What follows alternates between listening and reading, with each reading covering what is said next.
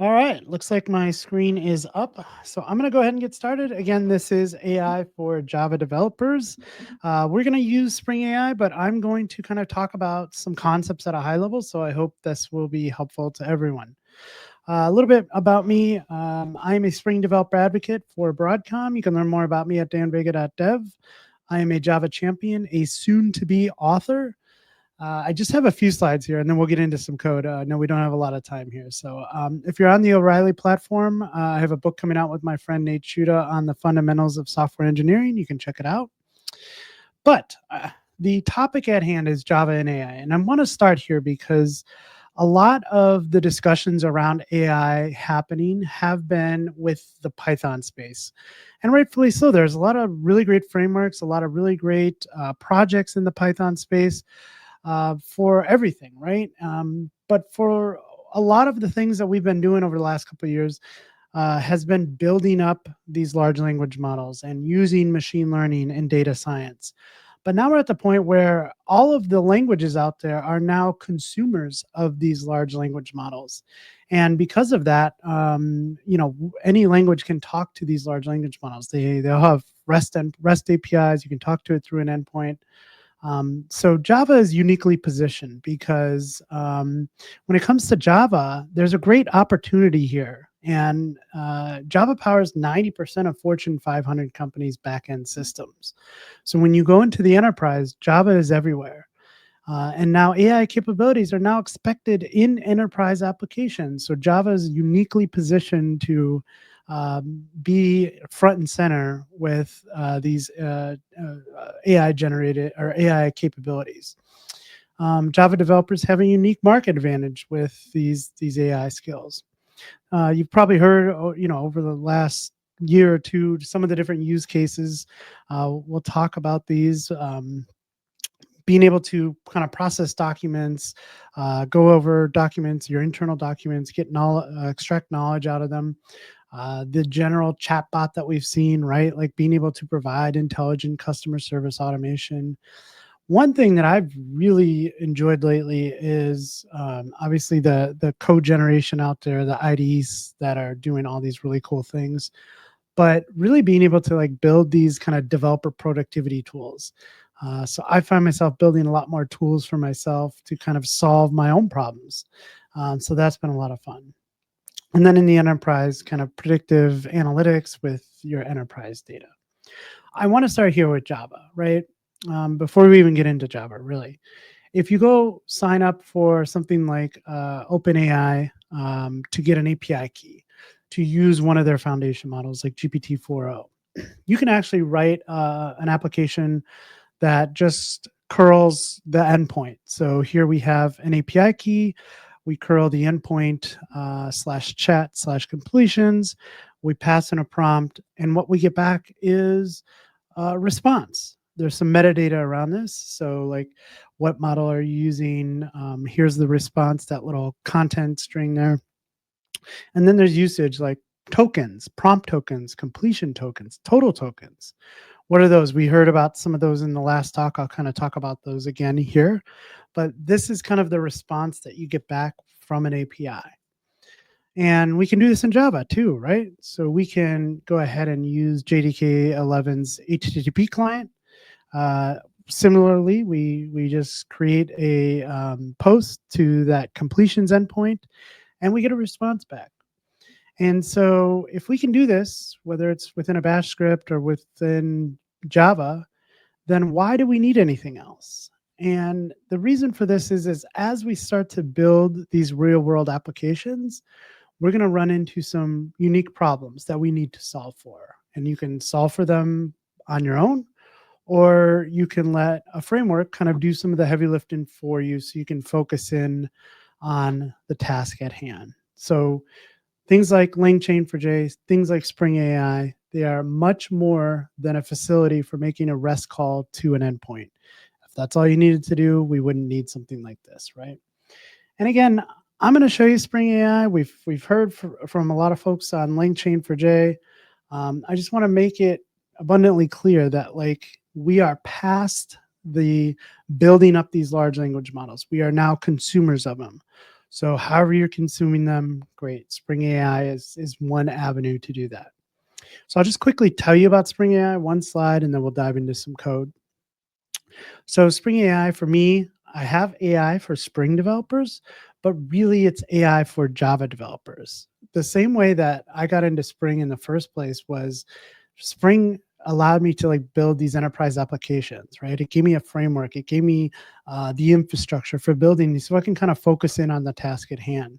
And I like to think of Spring AI as that too. It's that infrastructure for building generative AI applications for Java developers. You can learn more about this over on spring.io. This was started by the great Dr. Mark Pollock. The current version is 1.0.0 milestone 6. But if everything goes well, milestone 7 is coming out tomorrow, and we are getting closer and closer to that 1.0 release, which is really exciting. One of the things I really love about this frameworks is you get a portable API support across AI providers.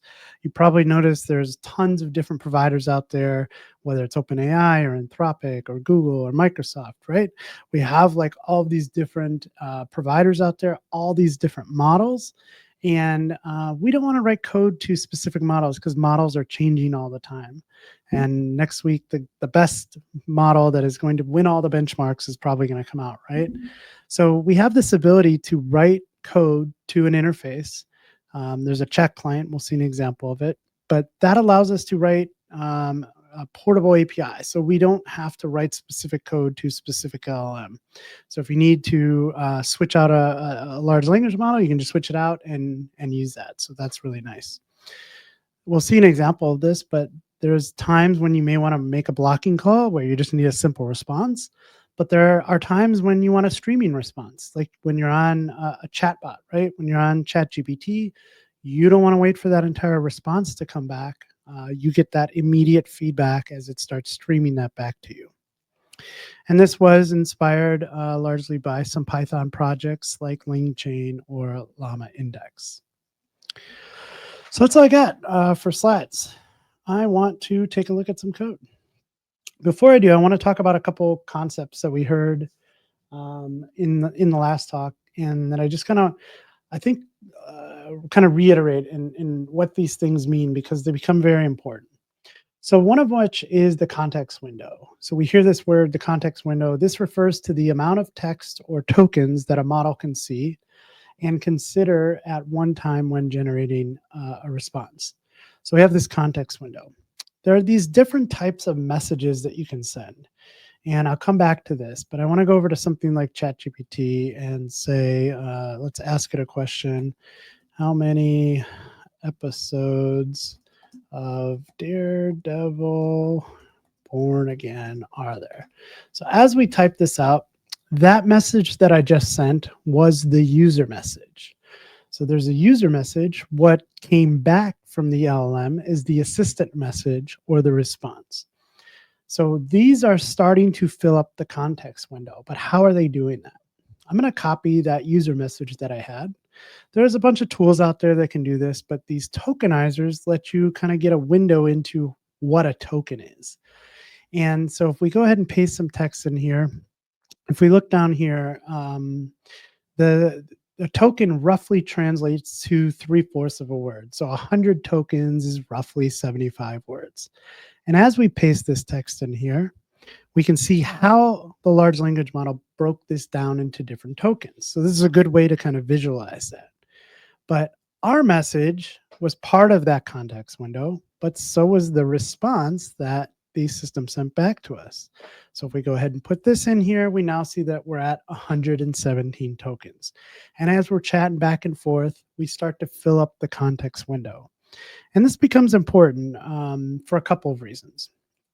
So I'm going to come back over here, and we saw the user message and the assistant message. There's a system message that can be like the overall context of what we're trying to do in that chat. There's tools, as we saw in the last talk, that can provide extra functionality. All of these things fill up the context window. And when it comes to that, these tokens are the currency of an LLM. This is how we are paying for this service. So just understand that we're starting to use, we're putting messages in, these things translate into tokens, these things cost money. And this is important because every large language model has a different context window size and has a different pricing structure. So if we look at something like GPT-4 or 5, we have 128,000 token context window. That is the most you can kind of put into one conversation before it starts losing reference to things that we are talking about. But more importantly, the pricing is $75 for 1 million tokens in, which we send to the LM, and $150 for 1 million tokens in the response sent back to us. That is very expensive compared to something like Gemini 2.0 Flash, which is 10 cents for 1 million tokens in and 40 cents for 1 million tokens out. So these understanding what the context window is, understanding what tokens are, and then understanding that this kind of all fits into the pricing is pretty important. So I'm going to go through a couple examples today. This is the repo that you can check out, github.com/Dan Vega, Spring AI Workshop. We are not going to get through all of these because we're down to 15 minutes here, but we'll go through a few. And if you want to use this as a reference later, this is a good place to kind of look. So the way I would get started is I would come in and fill in some metadata over at start.spring.io. I can fill in what my project is, and I can pick some dependencies. The nice thing here is, and I'm actually going to remove this one, I'm going to build a web project, and now it's time to figure out which large language model I want to go ahead and select. And as I said before, this isn't the critical selection that you need to make, because we can always switch out the large language model later. But if you go in here, you can see that we have support for all of the large language models out there. In fact, if you go over to the documentation, the Spring AI reference docs are really good. It kind of lays this out for you. But I want to say I want to use OpenAI, and that's all I need. So I can go ahead and generate this project, open it up in IntelliJ, and I'm ready to go. So I want to start off just by showing you how easy it is to get going. We have defined the large language model as OpenAI. So I just need to fill in a couple of properties here. I need to define my API key, because we are not using like ChatGPT. We are using AI, the API. So we need to have an API key for that. And I went ahead and created an environment variable for this, so I don't leak my credentials there. And then I'll go ahead and define the model. So every large language model, there's different versions of the model. We saw GPT-4o, 4.5, 01, 01 mini. They all have different pricing structures. So you want to be very specific with which one you're using. In this case, I'll use GPT-4o.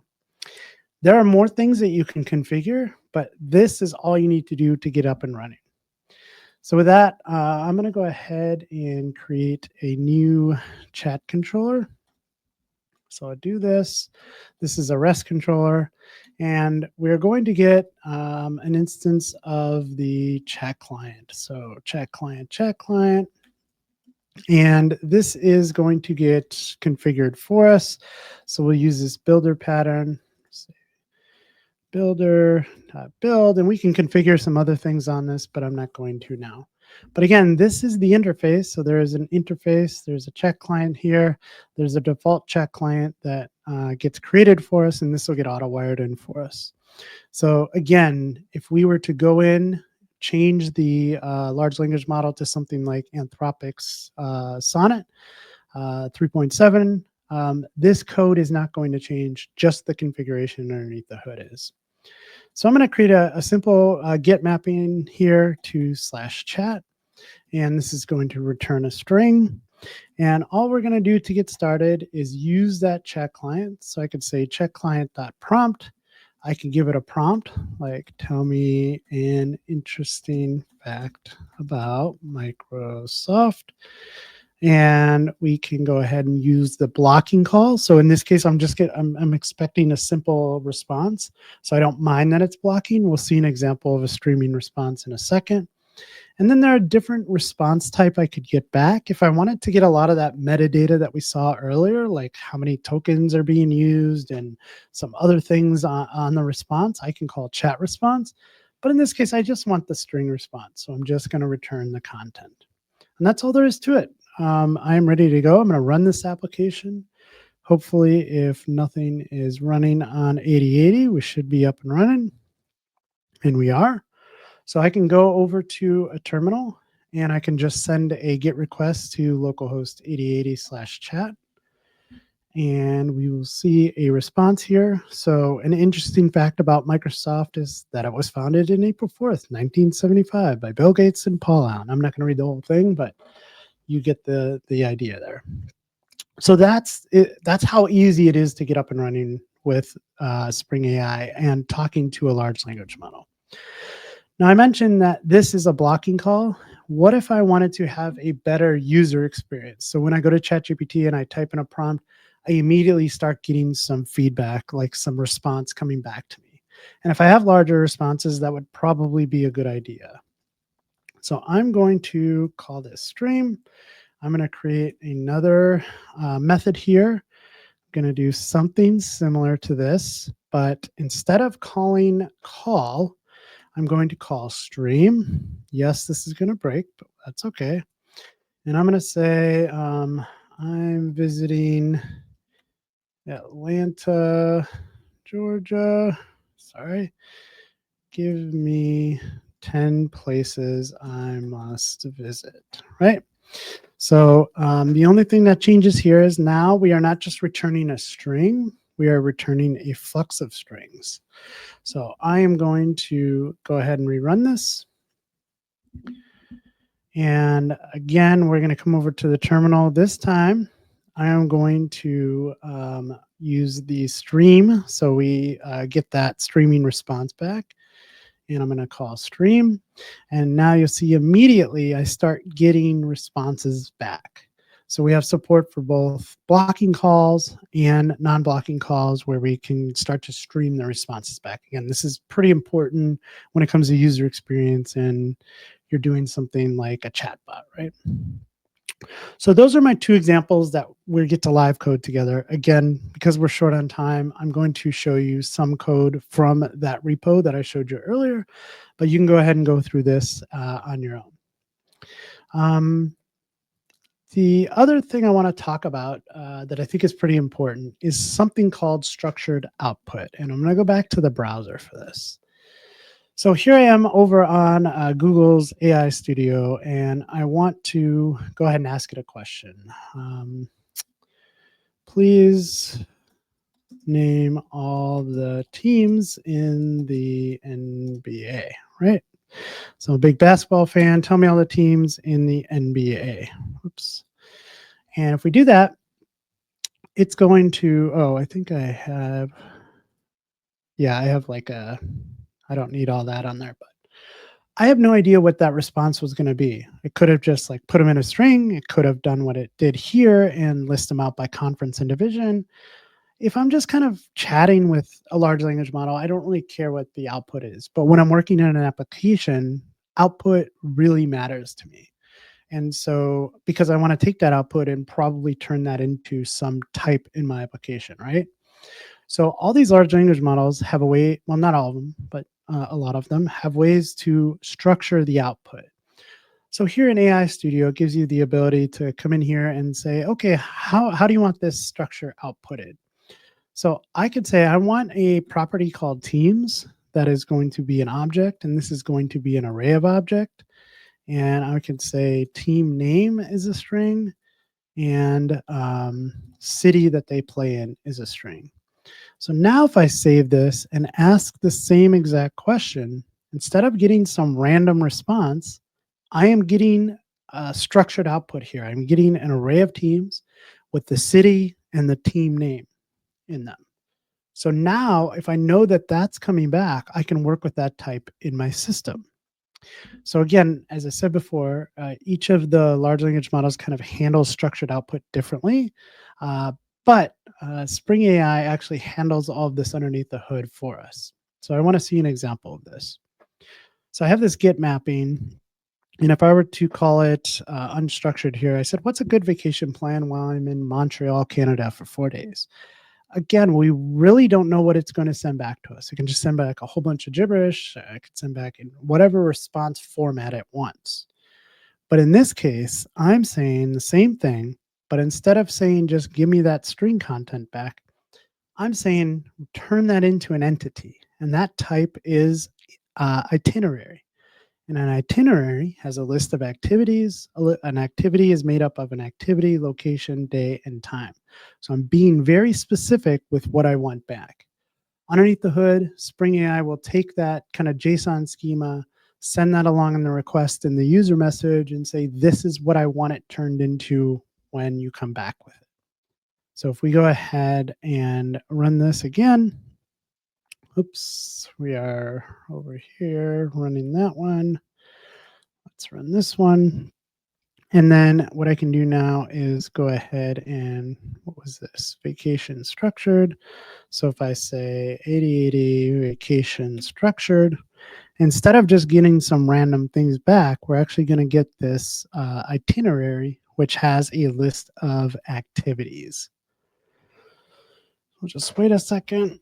Again, it is a lot of content. So itinerary, and we have activities. So an activity, the day, location, and time.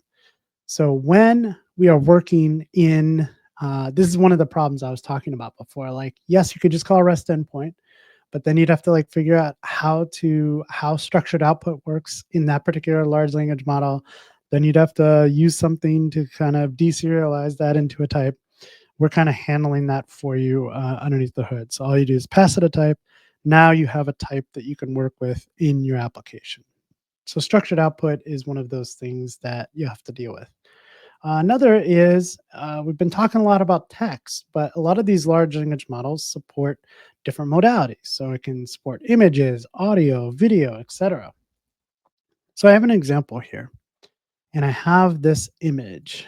And if I look at this image, it's a little nook with a laptop, coffee, glasses, etc. And what I'm going to do is I'm going to do the same thing I did before. I have this chat client. When I pass a user message, I'm going to give it the text, hey, can you please explain what you see in the following image? And I'm going to pass the image along in this request. So now if we call image to text, I'm going to say 8080 image to text, and it's going to be able to look at that image and then answer the question that I asked, which was explain what you see. It says the image shows a cozy bed. There's a laptop with a visible logo on the back. In the front of the laptop, the eyeglasses, etc. I'm not going to read the whole thing, but it gets very descriptive of it. So we're not just talking about working with text. We can work with different modalities if the large language supports it. So another thing I want to talk about is stateful controllers. So when we work with something like ChatGPT, that is the product that is sitting on top of and talking to the different large language models. The large language models are don't hold any state, right? It is the ChatGPT experience that you have that is able to hold that state. So in Spring AI, we have these different advisors, one of which is for managing memory. And we have a couple of different implementations of this. One is an in-memory chat memory. When M7 comes out, there is a new JDBC chat memory. So you can start to persist these conversations to a database. But again, what this does allow you to do is I can make a call to, so something like memory, and I can say, my name is Dan. And then if I say, what is my name? It knows my name is Dan. How can I help you today? But again, if you don't have that functionality built in, that's that's another thing that you're going to have to kind of solve for. So those are some of the main things. I'll show you one more and then we'll kind of wrap this up. Again, some of these, some of the problems with large language models, some of the limitations, I will say, not problems, is that they don't have access to real-time data. So we have different solutions for this, right? We can add information to the context. We can use something like RAG. We can also use something like MCP. There's also something called tools. So a tool is just giving the LLM some extra abilities. And in this case, I'm going to describe a tool that allows you to get the current date in the user's time zone. And so when we go ahead and call this and ask this, we can say, here's a tool that you have available. And so when it's asked the question, it goes, oh, I don't know the answer to that, but I do have a tool that can answer that question. So it will go ahead and call that tool. You get the response. You send that as part of a context back to the LM, and now it knows how to answer that. So again, there's a lot of information in this repo. If you want to look through it, there's a lot of different examples on how to use Spring AI and solve some of the problems that will come up as you start to build out generative AI applications. So that's all I got. If you want to find out more, you can learn more about me there, and always feel free to ping me. I love answering questions. I love talking about this stuff. So yeah, reach out.